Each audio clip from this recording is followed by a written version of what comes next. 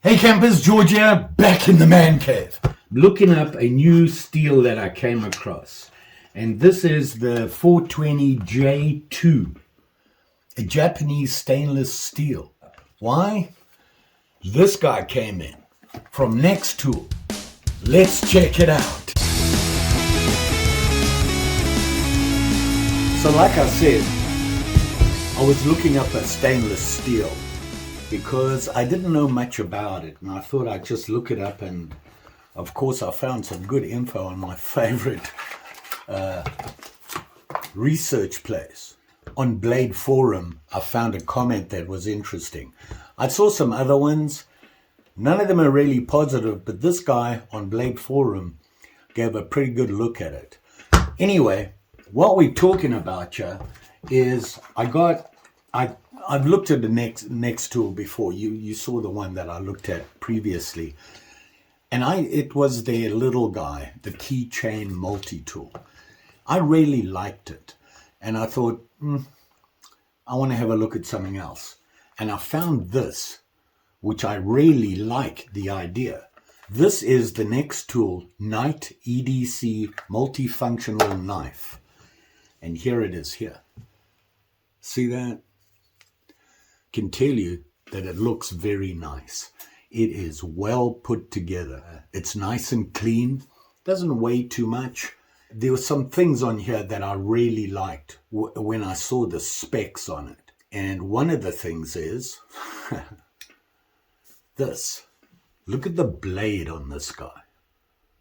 It's huge. For a multi-tool, how often do you see a blade this big? Not that much. So it got my interest, and I got it and got it here, and I had a look at it, and I can tell you they have some interesting ideas. So let's have a closer look. So like I said, it's the Nextool Knight EDC multifunctional knife. That's what they call it. And you can see it here. It's very nice. It feels nice. It's nice and clean. It is well made. It is, they say, a 12-in-1 multi-tool. Now, I showed you the blade, and that was the thing that really got me interested in it. And you can see it here. The nice thing is, it locks. It is a liner lock. I'm not sure you'll be able to see that, but you can see the liner lock there. And it's in there solid, and it's a nice big blade. That's what I really liked about it.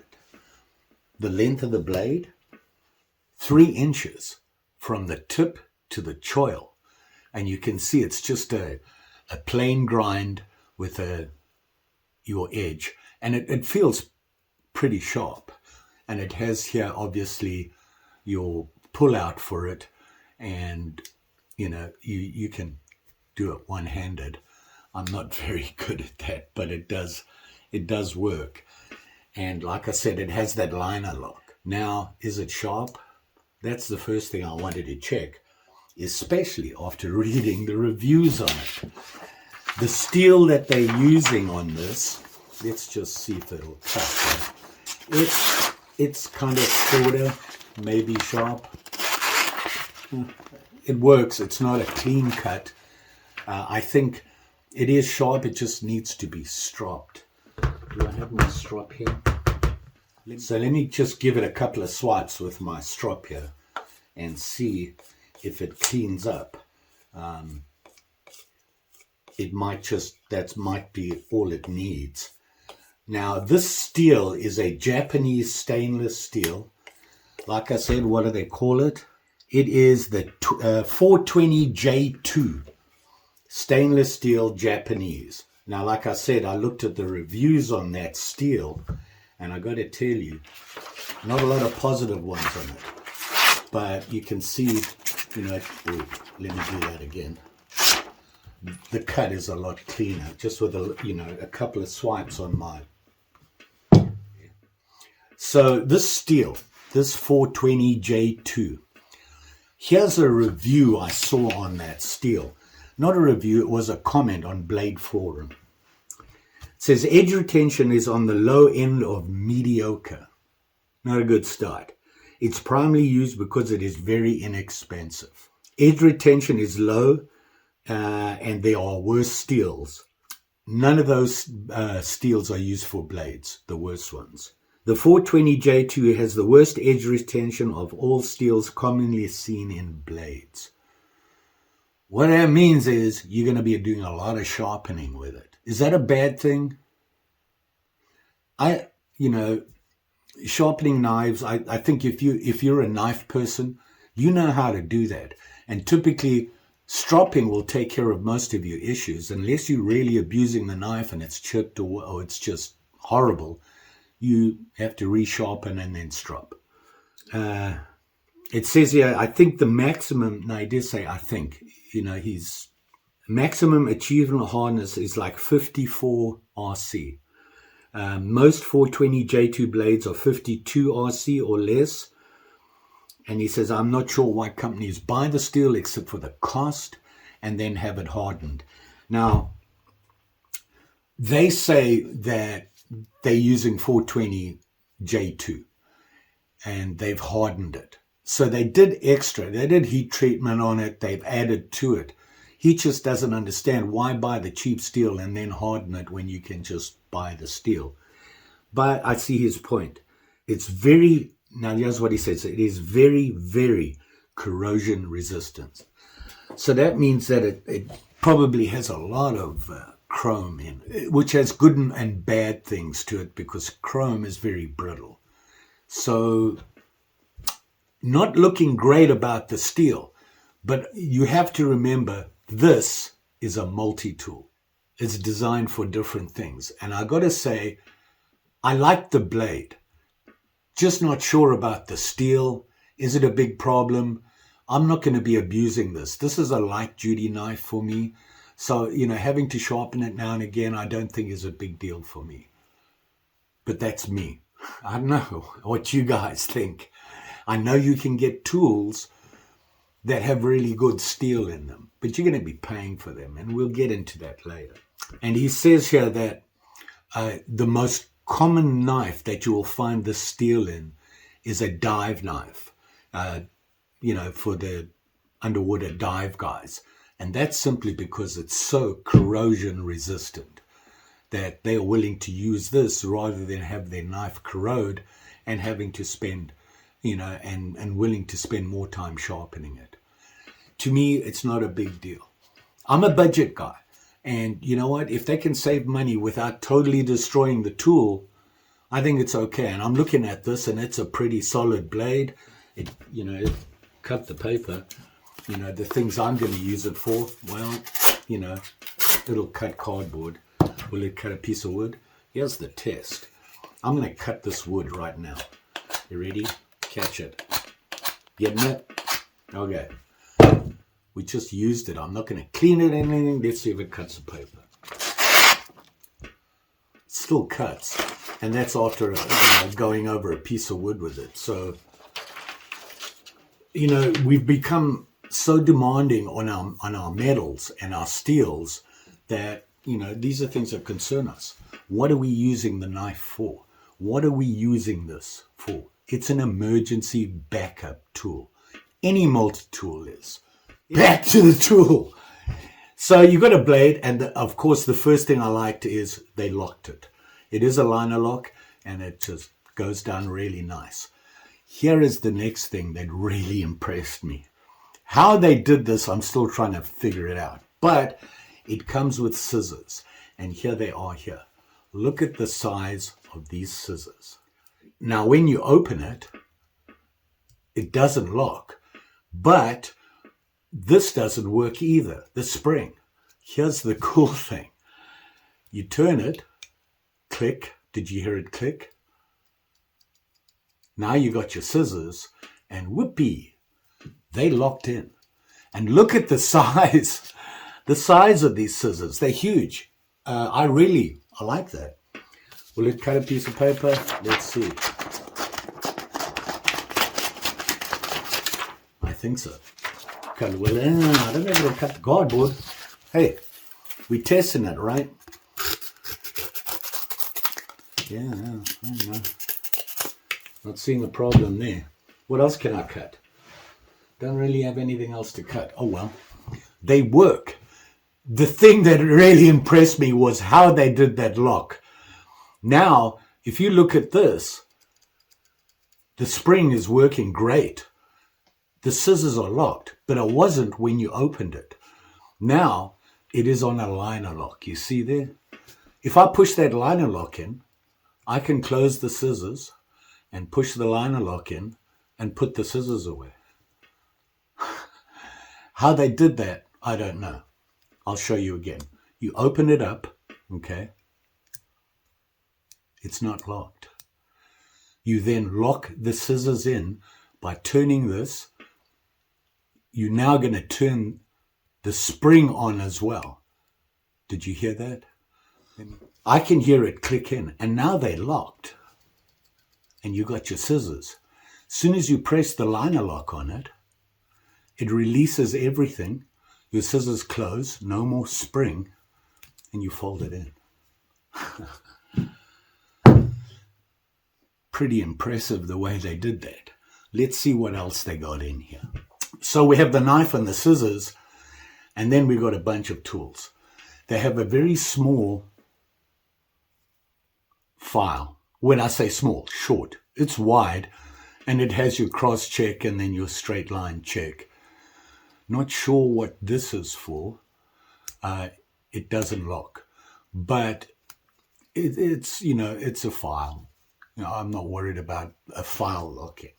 The main ones I was concerned with was the scissors and the knife. Now, Phillips head, look at that. Huge.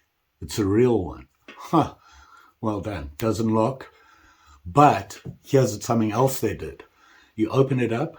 It can stop at 90. You can use it that way. And at 180. Pretty cool. Some good stuff going in here, and I just don't understand that steel thing yet, but I'll get over it. Here they have can opener. See it there? It's not locking.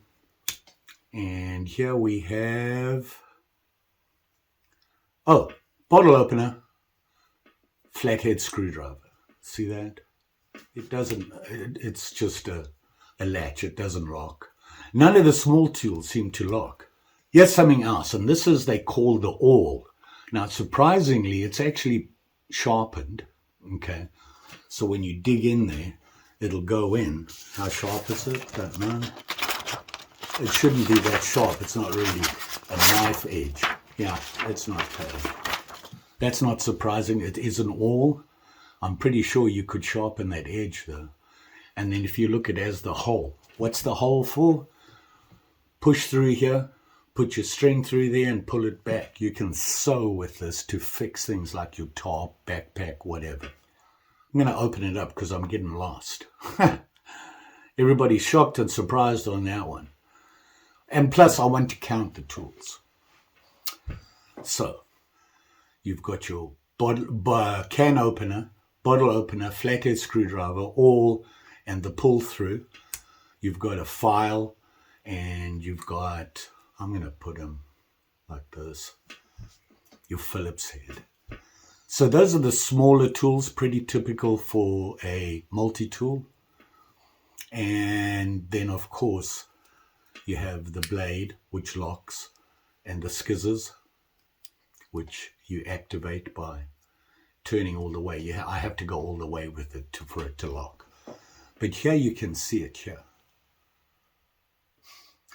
Pretty impressive. I like this tool. I really like this multi-tool for a number of reasons. It's fairly big, nice size blade, but these scissors I think are the best thing on it. And then you have your regular tools, and of course that Phillips head is a very nice Phillips head. Now they haven't gone as far as, putting in the different heads for your different screwdrivers or anything like that. They haven't added to that. They haven't put a thing to have the little different bits in there. Nothing like this. This is a multi-tool. One thing they do put on there is on there. You can see it has markings, rulers, and that sort of thing. Nice idea. It's just an add-on. How convenient, I suppose, for small measurements that it'll work, both millimeters and inches. It does have a pocket clip. Pretty solid, nice and long. Is it reversible? No, I don't think you can, because it sits on the handle. So there you go. How much does this weigh? 4.4 ounces. That's what it is, which is not bad. It's not, it's a multi-tool, so it's going to be heavy. It's not that heavy. I don't think it's a deterrent. I'm not a in my pocket multi-tool guy, so I would either make a pouch for it or keep it in a toolbox. This, I think, would actually be a pretty good fishing tool, or just a car carry. Oh, one thing I did forget. They have a glass breaker on it. Can you see it there? It's like a ball bearing. How effective that would be, I'm not sure. Pretty sure it'll do some damage, but I think even without the ball bearing, if you smashed on something, you'd probably break the glass on it. So I like this. I like the design. I like the idea. Very nice. And of course, this 3-inch blade, very nice. Just a little concerned about the steel. The more I think about it, I'm not really worried about it. I know some people are, but for me, the uses I'm going to use this for, I don't think it's a problem. At work, cutting fishing line. Overall length of this thing, and I'm going by the blade, is from the tip of the blade to the butt end, 7.5 inches. Now what I like is, look how that fits my hand. That handle, really, this size suits me. I want to measure those scissors. Let's see how long the scissors are. Closed, the scissors from the tip to there, 3 inches. Pretty big.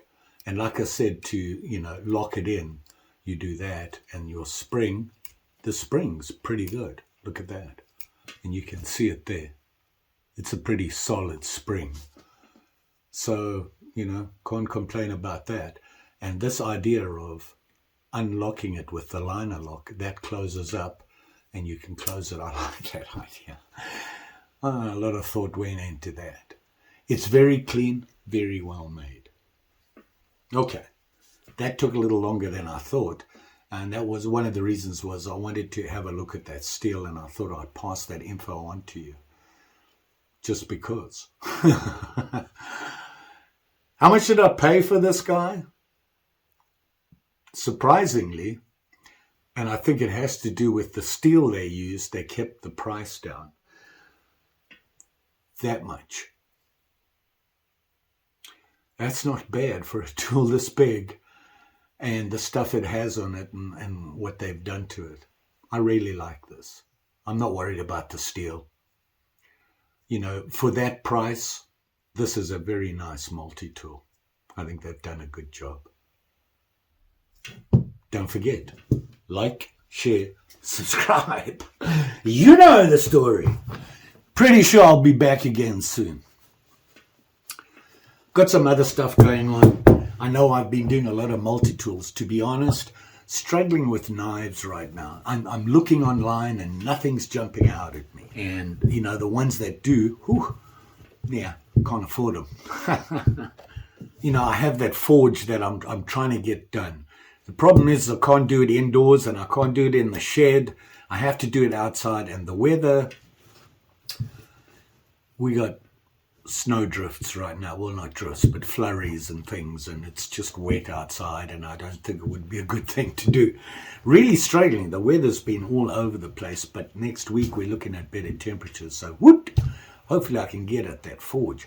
Really looking forward to that. Plus, I had to get some tools, which are on order. You all be safe out there, especially with these sharp and shinies. These multi-tools, they're a knife. They are scissors. They got sharp things on it, and they're shiny. Look at that. Just saying. Thanks for watching. See you again soon. Bye.